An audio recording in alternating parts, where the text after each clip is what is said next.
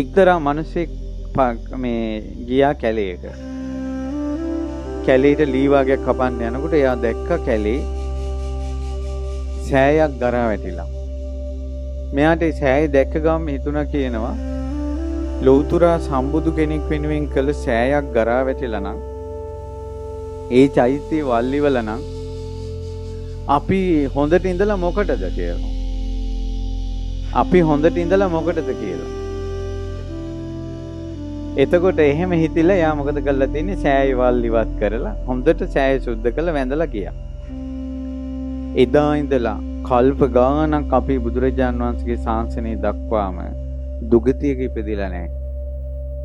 වල් ගලවපු පිණින් සෑය සුද්ධ කරපු පිණින් පිංගතුනේ සෑයක් සුද්ධ කළොත් බෝධියක් සුද්ධ කළොත් ඒකේ පින තමයි සසරේම මානසික ලෙඩ හැදෙන්නේ.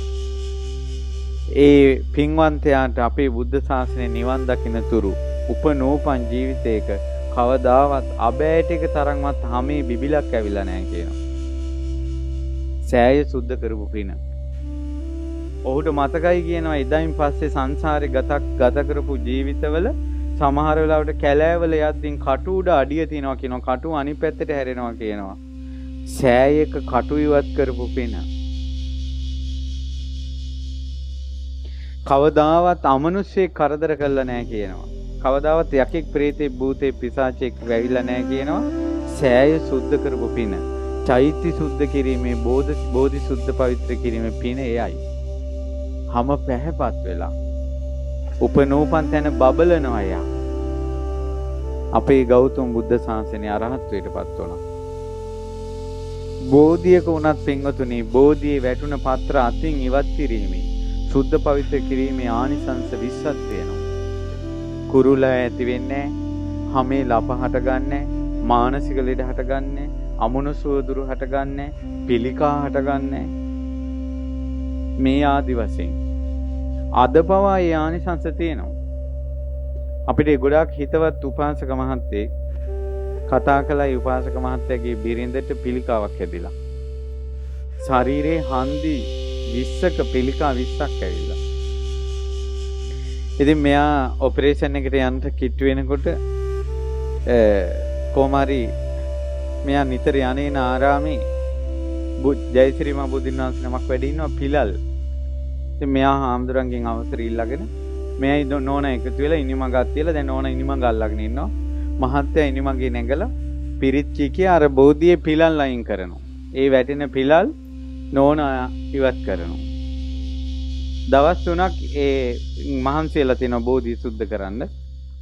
ඊළඟ පාර පරීක්ෂණයට යනකොට ඇඟේ එක පිළිකාවක්වත් නැහැ. යම් පන්සලක බෝධීන් වහන්සේ නමකගේ බෝ පිළල් ඇවිල්ලා නම් ඒ ගමේ මිනිස්සු ලෙඩ වෙන එක වළක්වන්න බෑ. ඒකයි මං කිව්වේ බෝධියෙන් පේනවා කියලා. යම් ගමක පන්සලක සෑයක වල්ලිවල නම් ඒ ගමේ මිනිස්සු පංච දුස්චරිතෙන් යුක්තයි කියලා ඒකාන්තයෙන් කියන්න පුළුවන්. ඇයි පින්වතුනි එහෙම වෙන්නේ? දැන් උදාහරණයක් අපි මම ඒකත් තව විස්තර කරන්න. මේ ලංකාවම එක්සේසත් කරපු දුටුගැමුණු මහරජුරෝ ලංකාවම එක්සේසත් කරන්න කරපු පින තමයි කියනවා කලින් බුද්ධ ශාසනයක බෝධීන් වහන්සේගේ වැටුණ බෝධි පත්‍ර 100ක් අතින් අයින් කළා. බෝපත් 100ක් අතින් අයින් කරපු පින. බුදුරජාණන් වහන්සේගේ බුදුගුණ කඳ කොයිතරම් ආශ්චර්යයිද කියනවා නම් උන්වහන්සේ සම්බුදු වෙන මොහොතේ සෙවන සලසලා දුන්න බෝධීන් වහන්සේගෙන් වැටෙන බෝපත අයින් කරන කෙනාටත් නිවන් සුව සැලසෙනවා. ඊට පස්සේ අපි අඳුරන දරුවෙක් හිටියේ ඒ දරුවාගේ මූණේ ලප ඇවිල්ලා. මගෙන් ඇහුවා ස්වාමීනි ලස්සන කොල්ලේ හැබැයි කැත වෙලා ලප ඇවිල්ලා. ස්වාමීනි මට මේ මූණේ ලප ඇවිල්ලා. මං කිව්වා ඔයා බෙහෙත් කරනවද ක්‍රීම් වර්ග ගානවා කියලා කිව්වා. මං කිව්වා ඒව කරන ගමන් ඔයා මේ බෝධිනාථ සුද්ධ කරන්නකො. දවස් 4ක් බෝමලුව සුද්ධ කරනොත් ලප ටික නැති වෙලා ගියා. ඉතින් ඒ නිසා බෝධි පූජාවේ ආනිසංස හරියට කළොත් ලැබෙනවා තමයි. දැන් කෙනෙක් මරණාසන්න වෙලා මාරක වෙලා අමාරු ලෙඩෙක් ඉන්නවා නම් බෝධීන් වහන්සේ පිච්චමල් යෙදු පැන්කල 7කින් බොජ්ජංග පිරිත් කියා බෝධීන් වහන්සේ නාවලා ඒ පින ලෙඩාට දුන්නොත් ලෙඩාට මරණයට කැප වුණ කෙනෙක් නම් ආයුෂ ඉවරයි නම් ඒක අපිට වළක්වන්න බෑ. මාරකයක් නම් ඒ මාරකේ පනිනවා. ඒක වෙන්නේ බෝධීන් වහන්සේට උපස්ථාන කිරීම තුලින්. ඔය අමනුෂ්‍ය ප්‍රශ්න වලින් බැටකකා දෙහි පුහුල් කප නූල් දාගෙන ඉන්න උදවිය එක දිගට ශ්‍රද්ධාවෙන් බුදුරජාණන් වහන්සේසේ සලකා බෝධීන් වහන්සේට උපස්ථාන කළොත් තමන්වත් හිතාගන්න බෑ තමන් සුව වෙලා යන හැටි. බෝධි පූජාවක්වත් මිනිස්සෙක් කරගන්න තේරෙන්නේ නැහැ. ඒක හරියට මේ වගේ මහා නිදානයක් තියෙනවා ගන්න කෙනෙක් නැහැ. ඒකට නිදානේ ඵලෙද? ඒ වගේ උතුම් බෝධීන් වහන්සේලා වැඩ ඉන්නවා. මේ ගමේ ගෙවල් තට්ටු 10ට හැදුනත් මොකටද? ගමේ පන්සලේ බෝධීන් වහන්සේ මේ වගේ නා. ගමේ මිනිස්සු යාන වාහන 100ක ගියත් කොමක් දෙහි ඇති ඵලය ගමේ පන්සල තියෙන මේ වගේ නා. ඒකයි ගමේ මිනිසුන්ගේ ශ්‍රද්ධාවත් පින්වන්තකමත් පන්සලෙන් පේනවා කියන්නේ ඒකටයි. දැන් ගොඩාක් අය මහමෙවුනාවේ අසපු ලස්සනයි. ඕවට සල්ලි කොහෙන්ද දන්නේ නැහැ. පිටරටින් එනවද දන්නේ නැහැ කිය ඉන්නවනේ. එහෙම නෙමෙයි මහමෙවුනාවේ ඉස්සෙල්ලාම බණ කිය ශ්‍රද්ධාවන්ත මිනිස්සු හැදුවා. ඒ ශ්‍රද්ධාවන්ත මිනිස්සු ඇවිල්ලා බෝධීන් වහන්සේ ගැන ශ්‍රද්ධාව ඇති වෙනකොට මේ මිනිසුන්ට බෝධියක් නිකන් තියෙනවා දකින්න කැමති නැහැ. අනිවාර්යයෙන් මිනිස්සෙක් ආවොත් ස්වාමීන් වහන්සේ අපි මේක කරමු. ස්වාමීන් වහන්සේ මේක ලස්සනට ප්ලෑන් කරන්න මං සියලු වියදම් දරන්නම් කියලා මිනිස්සු ඉදිරිපත් වෙනවා. ඊට පස්සේ දැන් සාමාන්‍ය පන්සලක උනත් ස්වභාවය කවුරු හරි ඒක ඉදිරිපත් වුණොත් ඒක අර මහත්ෙක් කරනවලු. එයා කරගනීවි කියලා පාස් කරන එකනේ. මහමෙවුනාව එහෙම නෙවෙයි. කවුද බාරගත්තේ හොයන්නේ නැහැ. චෛත්‍යයක් හදනවා මිනිස්සු යනවා. ගඩොල් දෙනවා. වැලි දෙනවා. සිමෙන්ති ගෙනත් දානවා. ඔක්කොම සෑය හදනවා. ඇයි ලොකු ස්වාමීන් වහන්සේ අපිට ධර්මයේ කියා පුරුදු කළා තමන්ට පින කරගන්න.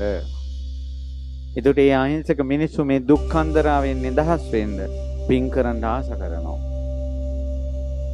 බණපද නම් මේ හිතට යන තාක්කල් ওই ලෝභකම් මසුරුකම් තමන් ගැන විතරක් හිතන එක අන් අය ගැන කරුණා මෛත්‍රී නැති එක හිතා ගන්න බෑ.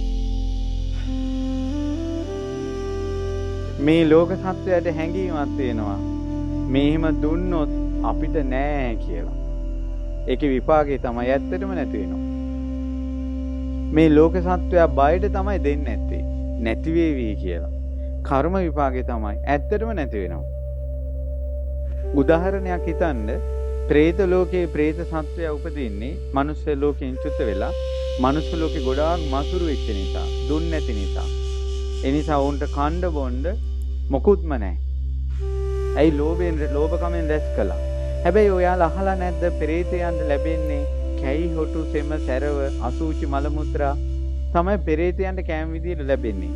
ඇයි ඒ කටට ආපු කෙල ටික තුක් කියලා කෙල ගැහුවා ලෝභ නැතුව. ලෝභ නැතුව අත්හැරිය යමක්ද ඒක කන්න හම්බ වුණා. මල මුත්‍රා ලෝභ නැතුව අත්හැරියා. ලෝභ නැතුව අත්හැරිය යමක්ද ඒකම പ്രേත ලෝකේ කෑමට හම්බ වුණා. කොහොමද? යමක්ද සංගවා ගත්තේ යමක්ද නොදුන්නේ ඒකම නොලැබී ගියා. වස්ත්‍ර දීලා නැහැ. උපන්දා ඉඳලා කොයිතරම් ඇඳුම් ඇඳලා තියෙනවද? දැන් බලන්න අවංකවම හොඳ වස්ත්‍රයක් මිනිස්සෙකුට මං කී වස්ත්‍ර කීයක් මේ වෙනකොට මම Taman දන් දීලා තියෙනවද කියලා. ඔයාලා පහවහන් කොච්චර දන් මේ දාලා තියෙනවද Tamanගේ පායට? Tamanගේ පායට. මිනිසුන්ට දන් දීලා තියෙනවද? සංඝයාට දන් දීලා තියෙනවද කියලා බලන්න. මාසෙට උදේ දවල් රෑ වශයෙන් වේල් 3 ගානේ මාසෙට වේල් 90ක් බත් කනවා. ඒ 90න් තවත් කෙනෙකුට හිත සතුටින් කෑම් වේල් කීයක් දීලා තියෙනවද කියලා බලන්න. අනිත් අයට නොදී අනිත් අය ගැන හිතන්නේ නැතුව තමා ගැන විතරක්ම හිතාගෙන වස්තුව රැස් කළා. ඔය ඇඟම යම් දවසක ඔයාලට පිළිකාවක් හදලා දෙනවා. දැන් විඳෝපිය කියලා. ඔය ඇඟම ප්‍රෙෂර් හදලා දෙනවා. ඔය ඇඟම සීනි අමාරුව හදලා දෙනවා. ඔය ඇඟම 890ක් රෝග 990ක් ව්‍යාධි හදලා දෙනවා.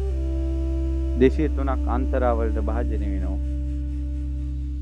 කාලා නාලා පොවලා සෑඩ වැඩ කරලා වාහනවල සතප්පවගෙන ගිහිල්ලා ගෙවල් වල සතප්පවලා තිබ්බ මේ ඇඟම අවසානයේදී වද දිල්ල වේදනාවෙන් කෑ ගහනවා. අතපය වාරු නැතු යනවා. බත් ටික හපා ගන්න බැරි කාලයක් එනවා. කටට බට දාලා ජූස් කරලා බඩට දාන තත්ත්වයට එනවා. මේ ඇඟම යම් දවසක අපිට වද දෙනවා. හැබැයි ওই ඇඟ සතප්පවා ගන්න තමයි අපි ලස්සනට ගෙවල් හැදුවේ. ওই ඇඟට සැප දෙන්න තමයි අපි හොඳ වාහන ගත්තේ. ওই ඇඟට සැප දෙන්න තමයි ලස්සන ඇඳුම් ඇඳේ. අපි අනිත් අයට දුන්නෙත් නෑ. අපිට මන්දි, අපිට වියදම් කරගන්න සල්ලි මන්දි කියලා අනිත් අය ගැන හිතුවේ නැතුන් තමන් ගැන හිතුවේ මේ ඇඟ. යම් දවසක අවසානයේ මේ ඇඟ රැක ගන්න උසුම ටික හෙලන්න උසුම ටික ගන්න තටමා බැරිම තැන උසුම හෙලනවා මැරුණා. එදාන්ට බෑ. මරුවා ජය ගන්නවා, මිනිසා පැරදී යනවා. අන්න එදාට ඒ ලෝකෙට කුමක්ද රැගෙන යන්නේ? ඔයාලා මෙන්න මේ කාරණාව හිතුවද? ඒ තමයි මරණය කියන්නේ. තවත් උපතක දොරටුව. අපි ඊළඟ ජීවිතේ උපදින එකයි මේ ජීවිතයේ අතර එකම එක චූටි සිවියක් තියෙනවා. ඒ තමයි මරණය. මැරිච්ච ගමන් ඊළඟ උපත. ඒතකොට සිතෙන් කයෙන් වචනේ මොනවද අපි කළේ? ඒ කර්මානුරූප තීරණය වෙනවා. මෙයා නිරේද යන්නේ. නිරේවල් තියෙනවා 136ක්. ඒතකොට එයාලා කරන පව්කම් වල ස්ටෙප් 90. අපායවල 136ක් තියෙනවා. පළවෙනි අපාය සංජීව. ඒ අපාය ආයුෂ මනුස්ස අවුරුදු 50ක් චාතුම් මහරජිගේ එක දවසයි.